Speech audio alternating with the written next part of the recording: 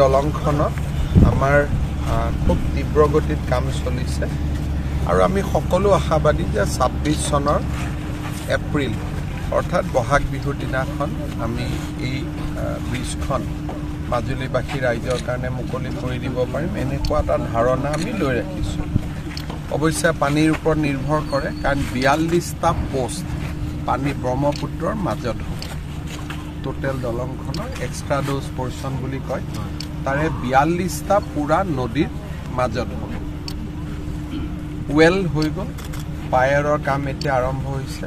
পায়াৰৰ পিছত লঞ্চিং হ'ব, তাৰমানে পাইল আমাৰ তাতে লঞ্চিং হ'ব এটা এটাকৈ লঞ্চিং প্ৰি ফেব্ৰিকেটেড লঞ্চিং হ'ব আৰু কামটো শেষৰ ফালে গতি কৰিব।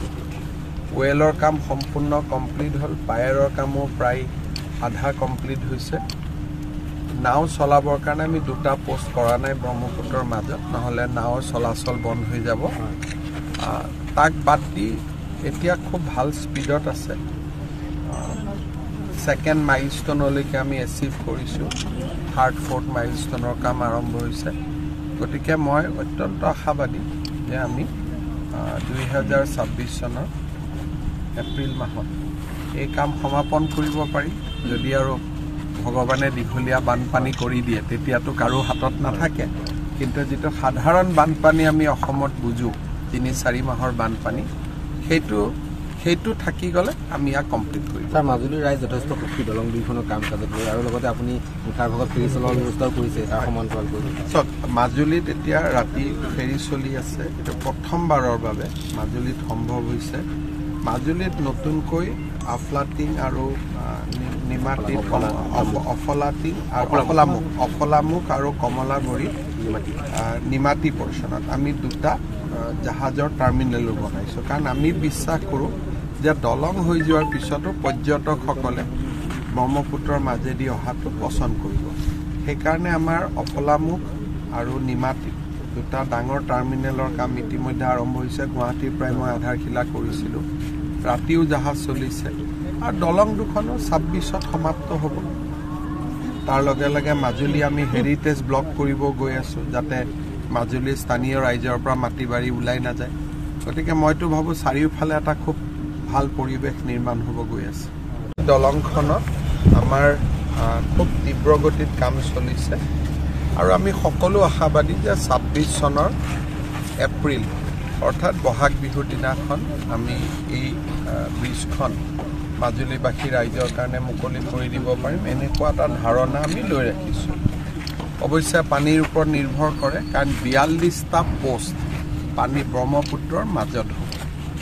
টোটেল দলংখনৰ এক্সট্ৰা ড'জ পৰ্চন বুলি কয় তাৰে ৪২টা পুৰা নদীৰ মাজত হ'ব।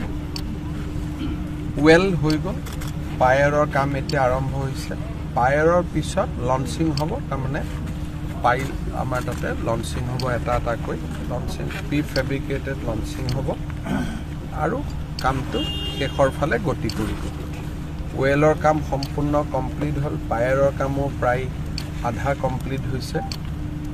নাও চলাবৰ কাৰণে আমি 2টা পোষ্ট কৰা নাই ব্ৰহ্মপুত্ৰৰ মাজত, নহ'লে নাৱৰ চলাচল বন্ধ হৈ যাব। তাক বাদ দি এতিয়া খুব ভাল স্পীডত আছে। ছেকেণ্ড মাইলষ্টনলৈকে আমি এচিভ কৰিছোঁ, থাৰ্ড ফ'ৰ্থ মাইলষ্টনৰ কাম আৰম্ভ হৈছে। গতিকে মই অত্যন্ত আশাবাদী যে আমি ২০২৬ চনৰ এপ্ৰিল মাহত এই কাম সমাপন কৰিব পাৰিম। যদি আৰু ভগৱানে দীঘলীয়া বানপানী কৰি দিয়ে তেতিয়াতো কাৰো হাতত নাথাকে, কিন্তু যিটো সাধাৰণ বানপানী আমি অসমত বুজোঁ ৩-৪ মাহৰ বানপানী, সেইটো থাকি গ'লে আমি ইয়াক কমপ্লিট কৰিম। ছাৰ, মাজুলীৰ ৰাইজ যথেষ্ট সুখী দলং দুইখনৰ কাম কাজত লৈ, আৰু লগতে আপুনি মুখাৰ ভাগত ফেৰী চলোৱাৰ ব্যৱস্থাও কৰিছে তাৰ সমান্তৰাল কৰি। চাওক, মাজুলীত এতিয়া ৰাতি ফেৰী চলি আছে। এইটো প্ৰথমবাৰৰ বাবে মাজুলীত সম্ভৱ হৈছে। মাজুলীত নতুনকৈ আফলাটিং আৰু নিমাতী অফলাটিং আৰু অফলামুখ আৰু কমলাবৰী নিমাতী পৰ্চনত আমি 2টা জাহাজৰ টাৰ্মিনেলো বনাইছোঁ। কাৰণ আমি বিশ্বাস কৰোঁ যে দলং হৈ যোৱাৰ পিছতো পৰ্যটকসকলে ব্ৰহ্মপুত্ৰৰ মাজেদি অহাটো পচন্দ কৰিব।